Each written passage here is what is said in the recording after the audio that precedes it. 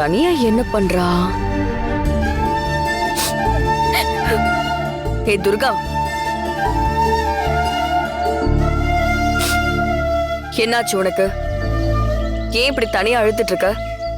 அழாம என்ன பண்ண சொல்ற?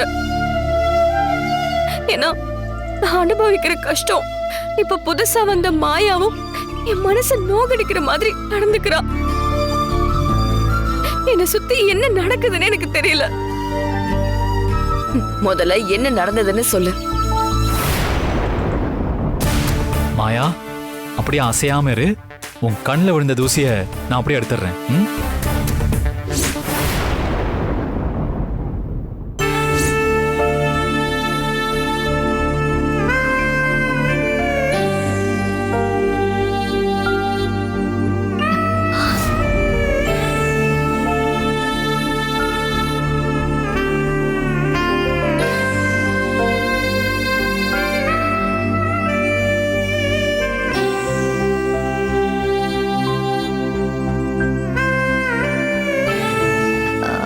அசோக், என் கண்ணையே நல்லா பாருங்க, அப்பதான் தூசி இருக்கிறது தெரியும்.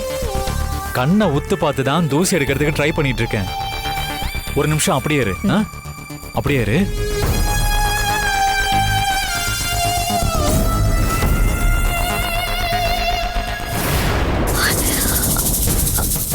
ஒரு நிமிஷம் அசோக், என் கண்ணு ரொம்ப உறுத்துது. நீங்க எதுவுமே பண்ணாம என் கண்ணை மட்டும் பாருங்க, அப்பதான் தூசி எங்க இருக்குன்னு கண்டுபிடிக்க முடியும். சரிங்களா? இதுவும் சரிதான். பாருங்க.